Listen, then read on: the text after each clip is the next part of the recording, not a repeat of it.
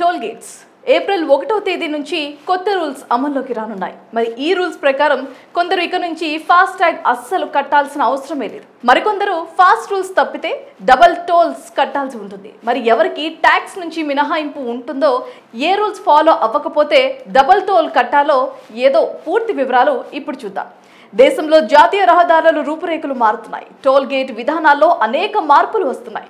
మరి ఈ క్రమంలోనే రహదారుల అభివృద్ధి, రవాణా సౌకర్యాల మెరుగుదల కోసం కేంద్ర ప్రభుత్వం కొన్ని కీలక నిర్ణయాలు తీసుకుంది. దీంతో టోల్ ప్లాజాల వద్ద గంటల తరబడి నిరీక్షణకు స్వస్తి పలికే అవకాశం ఉంది.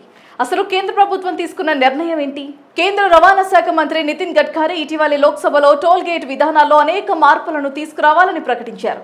రహదారుల అభివృద్ధి, రవాణా సౌకర్యాల మెరుగుదల కోసం కేంద్ర ప్రభుత్వం కొన్ని కీలక నిర్ణయాలు తీసుకున్నట్లు చెప్పారు. మరి ఈ మార్పులు దేశవ్యాప్తంగా రహదారుల వినియోగాన్ని సులభతరం చేయడమే లక్ష్యంగా ఉన్నాయి. ప్రస్తుతం టోల్ గేట్ల వద్ద ఎదురయ్యే ట్రాఫిక్ సమస్యలు, ఛార్జీల మూతతో సతమతమవుతున్న వాహనదారులకు ఈ కొత్త విధానం నిజంగా ఊరటనిచ్చే అంశం. తరచూ జాతీయ రహదారులపై ప్రయాణించే వారికి టోల్ ఛార్జీల భారం తగ్గించడమే లక్ష్యంగా మోదీ ప్రభుత్వం ఈ నిర్ణయం తీసుకుంది. కొత్త విధానం ద్వారా వాహనదారులకు మరింత సౌలభ్యం కలుగుతోంది.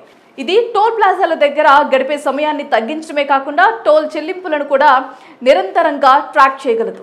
ఇప్పటికే ఉన్న ఫాస్ట్ ట్యాగ్ సేవలను మరింత విస్తృతంగా ఉపయోగించుకునేందుకు ప్రభుత్వం ప్రణాళికలు సిద్ధం చేస్తున్నాయి. ఇది దేశవ్యాప్తంగా వాహనదారులపై ట్రాఫిక్ సమస్యలను తగ్గించడంలో కీలక పాత్ర పోషించనుంది. హైవేలో ట్రాఫిక్ మానిటరింగ్, సెక్యూరిటీ, ఎమర్జెన్సీ సేవలను మెరుగుపరిచే లక్ష్యంతో స్మార్ట్ సాంకేతికతను ప్రవేశపెడుతున్నారు.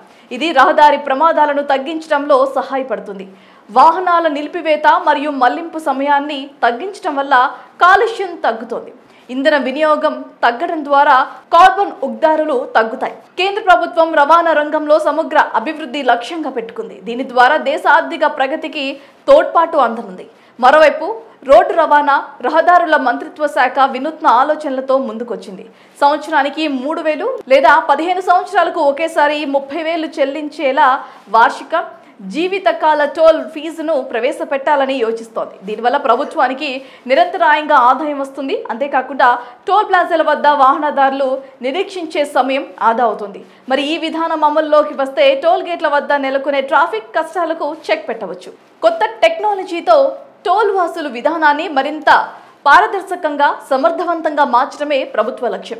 మరి ఈ విధానం అమల్లోకి వస్తే జాతీయ రహదారులపై ప్రయాణం మరింత సులభంగా, ఆహ్లాదకరంగా మారుతుంది అనటంలో సందేహం లేదు.